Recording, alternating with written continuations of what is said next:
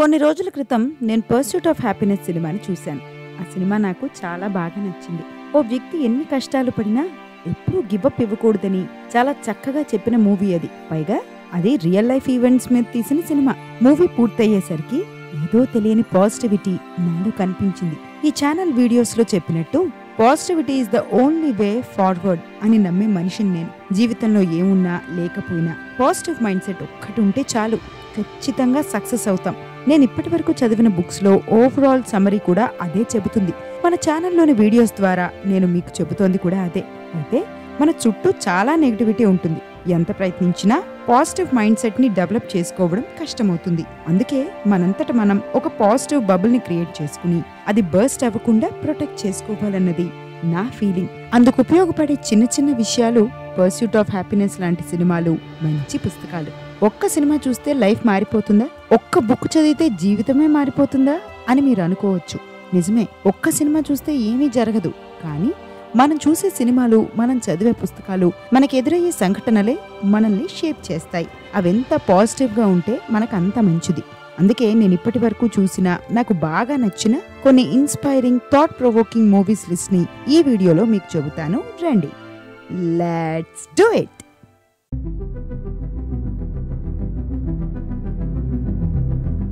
Number 1, pursuit of happiness. ఇది 1981 నాటి కథ. అమెరికా శాన్ ఫ్రాన్సిస్కోలో ఉండే క్రిస్ గార్డనర్ అనే వ్యక్తి తన భార్య 5 ఏళ్ల కొడుకుతో కలిసి జీవిస్తూ ఉంటాడు. క్రిస్ గార్డనర్ తన లైఫ్ సేవింగ్స్ అన్నిటినీ పెట్టి పోర్టబుల్ బోన్ డెన్సిటీ స్కానర్స్ కొంటాడు. స్టాండర్డ్ ఎక్స్రేస్ కన్నా అది చాలా ఉపయోగపడుతుందని, మంచి డిమాండ్ ఉంటుందని అవి సెల్ చేస్తే ఫైనాన్షియల్ గా ఇంప్రూవ్ అవ్వచ్చు అని అనుకుంటాడు. కానీ క్రిస్ గార్డనర్ అనుకున్న దానికి పూర్తిగా రివర్స్ అవుతుంది. ఆ స్కానర్స్ సేల్ అవ్వడానికి నానా కష్టాలు పడాల్సి వస్తుంది. అప్పుడప్పుడు 1-2 స్కానర్స్ అమ్ముతూ ఉంటాడు. కానీ అప్పటికే ఆ ఫ్యామిలీ ఆర్థిక కష్టాలు పెరిగిపోతాయి. రెంట్, ట్యాక్స్లు కట్టలేని పరిస్థితి. అతని భార్య ఓ హోటల్లో 2-3 నెలల పాటు డబుల్ షిఫ్ట్స్ చేస్తూ ఎగ్జాస్ట్ అయిపోతుంది. వీటన్నిటి మధ్య పిల్లాన్ని బాగా చూసుకోవాలని తండ్రి తాపత్రయపడుతూ ఉంటాడు. ఆ సమయంలోనే క్రిస్ గార్డనర్ డీన్ విటర్ రేమండ్స్ అనే ఫైనాన్షియల్ సర్వీస్ కంపెనీలో ఇంటర్న్ ఆపర్చునిటీస్ ఉంటాయని తెలుసుకుంటాడు. 20 మంది ఇంటర్న్స్ కి ట్రైనింగ్ ఇచ్చి వారిలో ఒక్కరిని మాత్రమే పిక్ చేసి స్టాక్ బ్రోకర్ గా జాబ్ ఇస్తారు. మరి క్రిస్ గార్డనర్ ఇంటర్న్ కి ఎలా అప్లై చేశాడు, స్టాక్ బ్రోకర్ ఎలా అయ్యాడు అన్నది మిగిలిన స్టోరీ. క్రిస్ గార్డనర్ అంత ఈజీగా స్టాక్ బ్రోకర్ అవ్వలేదు. ఓవైపు తన స్కానర్స్ ని సెల్ చేస్తూ, ఇంకోవైపు ఇంటర్న్షిప్ లో చదువుకుంటూ ఉండేవాడు. ఆర్థిక కష్టాలను భరించలేక క్రిస్ భార్య అతన్ని వదిలేసి వెళ్లిపోతుంది. కొడుకుతో కలిసి జీవిస్తుండగా మరో షాక్ తగులుతుంది. రెంట్ కట్టలేక ఇల్లు ఖాళీ చేయాల్సి వస్తుంది. తండ్రి కొడుకులు హోటల్లో కొన్ని రోజులుంటారు. అక్కడ డబ్బులు కట్టలేకపోవడంతో రోడ్డు మీదకి వచ్చేస్తారు. చివరికి మెట్రో స్టేషన్ లోని వాష్రూమ్ లో పడుకోవాల్సి వస్తుంది. ఇన్ని కష్టాలు పడినా క్రిస్ గార్డనర్ మాత్రం ఎప్పుడూ గివప్ ఇవ్వలేదు. అతని నోటి నుంచి ఒక్క నెగిటివ్ మాట కూడా రాలేదు. సర్వైవల్ కోసం 24 గంటలు కష్టపడ్డాడు. చివరికి జాబ్ కొట్టాడు. నన్ను అడిగితే సినిమా మొత్తంలో లాస్ట్ సీన్ హైలైట్. నేను రివీల్ చెయ్యను, కానీ మీరు సినిమాని చూడండి. ఖచ్చితంగా ఆ లాస్ట్ సీన్ మిమ్మల్ని ఎమోషనల్ గా టచ్ చేస్తుంది. సినిమా చూసిన తర్వాత ఎవరి క్రిస్ గార్డనర్ అని తెలుసుకోవాలని అనిపించింది. ఆయన గురించి చూస్తే క్రిస్ పడిన కష్టాల గురించి సినిమాలో సగం మాత్రమే చూపించారని తెలిసింది. లైఫ్ లో అంత చూసినా నెవర్ గివ్ అప్ అన్న మైండ్ సెట్ ని ఎలా డెవలప్ చేసుకున్నాడబ్బా అని అనిపించింది. విల్ స్మిత్ యాక్టింగ్ గురించి చెప్పేంత పెద్దదాని కాదు నేను. క్రిస్ గార్డనర్ రోల్లో జీవించేశాడు. క్రిస్ గార్డనర్ కొడుకు పాత్రలో చేసిన జేడెన్ స్మిత్ నటన చాలా బాగుంటుంది. తండ్రి కొడుకుల మధ్య జరిగే చిన్న చిన్న సంభాషణలు మనల్ని కదిలిస్తాయి. అందరూ ఈ సినిమా ఖచ్చితంగా చూడాల్సిందే. Number 2, Jersey. Pursuit of happiness cinema చూస్తున్నప్పుడు మన తెలుగులో నాని నటించిన జెర్సీ సినిమా గుర్తుకొచ్చింది. ఆ సినిమాలో సర్వైవల్ కోసం ఓ తండ్రి కష్టపడితే, ఈ సినిమాలో తన కొడుకు కళ్లలో సంతోషాన్ని చూడడం కోసం ఓ తండ్రి తన 100% ఇస్తాడు. సక్సెస్ కి వయసుతో సంబంధం లేదని నిరూపించే కథ ఇది. కమర్షియల్ ఎలిమెంట్స్ ని పక్కన పెట్టి స్టోరీని క్విక్ గా చెబుతాను. 1986లో రంజీ ప్లేయర్ అర్జున్ చాలా మంచి ప్రదర్శన చేస్తాడు. కానీ ఇండియన్ టీమ్ కి మాత్రం సెలెక్ట్ అవ్వడు. ఎంత ఎదురు చూసినా పిలుపు రాదు. చివరికి క్రికెట్ ని వదిలేసి తన ప్రేయసి సారాని పెళ్లి చేసుకుంటాడు. ఒక గవర్నమెంట్ జాబ్ లో చేరతాడు. వారికి ఒక కొడుకు పుడతాడు. అతని పేరు నాని. కానీ అర్జున్ కి ఉన్న జాబ్ పోతుంది. అప్పటి నుంచి అర్జున్ మరో జాబ్ చెయ్యడు. ఇంటి బాధ్యత, ఫైనాన్షియల్స్ అంతా అతని భార్య సారా మీద పడతాయి. క్రికెట్ వదిలేసి పని పాట లేకుండా తిరుగుతున్నాడని అర్జున్ మీద సారా కోప్పడుతుంది. 1996లో 10 ఏళ్ల నాని తన బర్త్డేకి ఇండియన్ జెర్సీ కావాలని తండ్రిని అడుగుతాడు. కానీ అందుకు అర్జున్ దగ్గర డబ్బులుండవు, కొనలేకపోతాడు. తండ్రి కొడుకుల మధ్య కొన్ని సంఘటనల ద్వారా నానికి తనపై ఉన్న ప్రేమను తెలుసుకుంటాడు అర్జున్. నాని దృష్టిలో తను ఎప్పటికీ తక్కువ అవ్వకూడదని మళ్ళీ బ్యాట్ పడతాడు. నువ్వు క్రికెట్ ఆడితే హీరోలా ఉంటావు నాన్న అని కొడుకు అన్న మాటతో 36 ఏళ్ల వయసులో రంజీ ఆడటం మొదలు పెడతాడు. చివరికి హైదరాబాద్ టీంని ఫైనల్స్ లో గెలిపిస్తాడు. కానీ 2 రోజులకే చనిపోతాడు. అర్జున్ అరిథెమియా అనే హార్ట్ ఫెయిల్యూర్ డిసీజ్ తో బాధపడుతూ ఉంటాడు. ఆ విషయం అతనికి తప్ప ఎవరికీ తెలియదు. క్రికెట్ ఆడితే ప్రాణాలకే ప్రమాదమని తెలియడంతో ఫ్యామిలీ కోసం వదిలేస్తాడు. కానీ కొడుకు కోసం తన 100% ఇవ్వాలని మళ్లీ బ్యాట్ పట్టుకుంటాడు. ఈ సినిమా సెకండ్ హాఫ్ లో రంజీ టీమ్ సెలెక్షన్ లో అర్జున్ కి తన పేరు కనపడిన తర్వాత వచ్చే ట్రైన్ సీన్ నా ఆల్ టైమ్ ఫేవరెట్. సక్సెస్ కోసం విశ్వ ప్రయత్నాలు చేసి కింద పడి అష్టకష్టాలు పడి చివరికి మనం అనుకున్నది జరిగితే వచ్చే ఫీలింగ్ అది ఎవరికి వారు మాత్రమే అనుభవించాలి. ఒకరు చెబితే ఫీల్ అవ్వలేము. నేచురల్ స్టార్ నాని యాక్టింగ్ గురించి కొత్తగా చెప్పాల్సిన అవసరం లేదు. కొడుకు పాత్రలో రోనిత్ కామ్రా చాలా చక్కగా నటించాడు. మీరు ఈ సినిమాని ఇప్పటికే చూసుంటే మీకు ఎలా అనిపించిందో కామెంట్ చేయండి.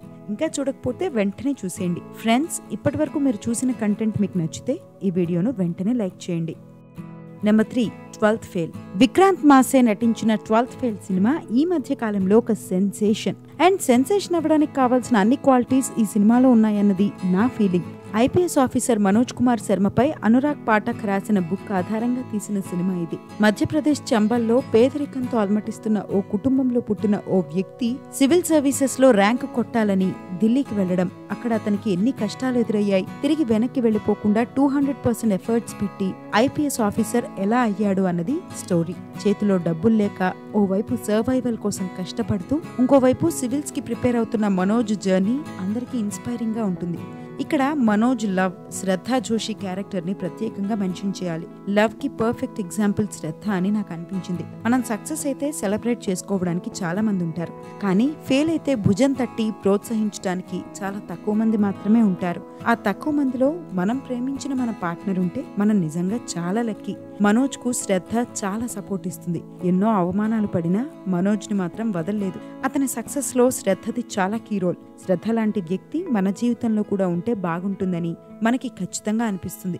ఒక రిలేషన్ అనేది వ్యక్తిగతంగా మనల్ని బిల్డ్ చేసేందుకు ఉపయోగపడాలి. అంతేకాని ఆనందాల్లో ఎంజాయ్ చేసి కష్టాలు వచ్చేసరికి వదిలేస్తే అది నిజమైన రిలేషన్ కాదు. ఈ విషయాన్ని 12th ఫెయిల్ సినిమాలో చాలా చక్కగా చూపించారు. మనోజ్ తివారీగా విక్రాంత్ మాసే, శ్రద్ధ జోషిగా మేధా శంకర్ నటన చాలా బాగుంది. వారి యాక్టింగ్ తో మనం రియల్ లైఫ్ స్టోరీకి కనెక్ట్ అయిపోతాం. అయితే మనోజ్ శర్మ కథను ఉన్నది ఉన్నట్టుగా తీశారా లేక సినిమా కాబట్టి ఫిక్షన్ ని యాడ్ చేశారా అన్నది తెలియదు. దానికోసం బుక్ చదవాల్సిందే.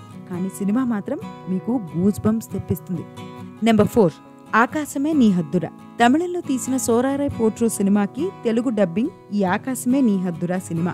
ఓ చిన్న గ్రామానికి చెందిన ఓ వ్యక్తి సొంతంగా ఎయిర్లైన్స్ కంపెనీని పెట్టి అందరికీ అందుబాటు ధరలోనే విమాన సేవలను అందించాలన్న సంకల్పంతో ముందుకు వెళుతున్న సమయంలో అతనికి ఎన్ని కష్టాలు ఎదురయ్యాయి, వాటిని ఎలా అధిగమించి తన గోల్ ని రీచ్ అయ్యాడు అన్నది ఈ సినిమా ప్లాట్. బయోపిక్ కాకపోయినా కెప్టెన్ గోపీనాథ్ జీవితం స్ఫూర్తితో తీసిన సినిమా ఇది. ఆయన రాసిన సింప్లీ ఫ్లై పుస్తకంలోని కొన్ని ఈవెంట్స్ ని తీసుకుని ఒక స్టోరీ రాసుకుని తీసిన సినిమా ఇది.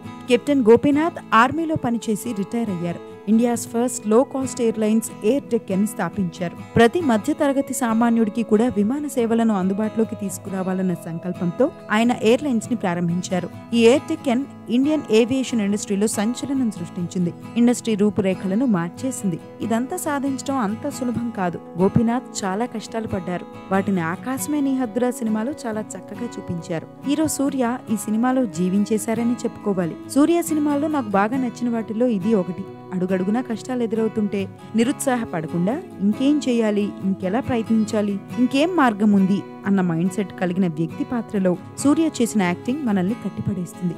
కాస్త ఫిక్షన్ ఎక్కువగానే ఉన్నా మంచి హై ఇచ్చే మూమెంట్స్ చాలా ఉంటాయి. అందరూ ఖచ్చితంగా చూడాల్సిన సినిమా ఇది. నెంబర్ 5, స్వయం కృషి. 1987లో వచ్చిన ఈ సినిమాని ఎంతమంది చూశారు? కామెంట్ చేయండి. Megastar Chiranjeevi all time hits లో స్వయం కృషి ఖచ్చితంగా ఉంటుంది. చెప్పులు కుట్టుకునే ఓ సాధారణ వ్యక్తి కష్టపడితే జీవితంలో ఎంత ఎత్తుకైనా ఎదగొచ్చని నమ్మే వ్యక్తి కథ ఇది. చెప్పులు కుట్టుకునే సాంబయ్య తన చెల్లెలి కొడుకు చిన్నాని పెంచుకుంటూ జీవితాన్ని సాగిస్తూ ఉంటాడు. గంగకు సాంబయ్య అంటే చాలా ఇష్టం, ప్రేమ. కొంతకాలం తర్వాత వాళ్ళిద్దరూ పెళ్లి చేసుకుంటారు. చిన్నాని చూసుకుంటూనే సాంబయ్యకు అన్ని విధాలుగా సాయం చేస్తూ ఉంటుంది గంగ.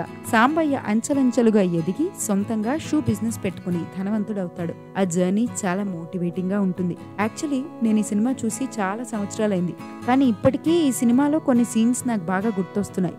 బూట్లు తుడిచే బాలుణ్ణి ఓసారి చిన్నా కొడతాడు. ఆ విషయం తెలుసుకున్న సాంబయ్య ఆ బాలుణ్ణి సోఫా మీద కూర్చోబెట్టి చిన్నా చేత బూట్లు తుడిపిస్తాడు. ఇంకో సీన్లో స్కూల్లో ఓ పేదవాడి కొడుకు తన పక్కన కూర్చుని తింటుంటే పక్కకు నెట్టేస్తాడు చిన్నాని ఆ పేదవాడింటికి తీసుకువెళ్లి వాళ్ళందరితో కలిసి భోజనం చేస్తాడు సాంబయ్య. ఇలాంటి ఎన్నో థాట్ ప్రొవోకింగ్ కాన్సెప్ట్స్ ఈ సినిమాలో ఉన్నాయి. సాంబయ్యగా చిరంజీవి నటన హార్ట్ టచింగ్ గా ఉంటుంది. సాంబయ్య లైఫ్ కి సపోర్ట్ చేస్తూ గంగగా విజయశాంతి నటన గొప్పగా ఉంటుంది. ఈ సినిమాని వెంటనే చూసేయండి. ఇది ఫ్రెండ్స్ ఇవాల్టి వీడియో. సినిమాలు చూడడం అనేది అందరికీ ఇష్టమైన హాబీ. అయితే పాజిటివ్ మైండ్ సెట్ ని అలవాటు చేసుకోవడానికి చాలా ఆప్షన్స్ ఉంటాయి. మన హాబీని ట్వీక్ చేసి మనకు ఉపయోగపడే సినిమాలు చూస్తే బాగుంటుందన్నది నా ఒపీనియన్. మీరేమంటారు? నేను చెప్పిన 5 సినిమాలు కాకుండా మీకు బాగా నచ్చిన, మీకు ఇన్స్పైరింగ్ గా అనిపించిన సినిమాలేవి కింద కామెంట్ చేయండి. నేను వాటిని చూస్తాను. ఇక ఈ వీడియో మీకు నచ్చిందని ఆశిస్తున్నాను. మీ సక్సెస్ జర్నీకి ఉపయోగపడే ఇన్స్పైరింగ్ స్టోరీస్, యూస్ఫుల్ టిప్స్ కోసం మన ఛానల్లోని ప్లేలిస్ట్ ని ఒకసారి చూడండి. మీకు ఖచ్చితంగా యూజ్ అవుతాయి. ఇలాంటి మరిన్ని కంటెంట్స్ కోసం మన pen and voice stories channel ని సబ్స్క్రైబ్ చేసుకోండి. ఈ వీడియోను లైక్ చేసి షేర్ చేయండి. Until next video, dream, achieve, inspire.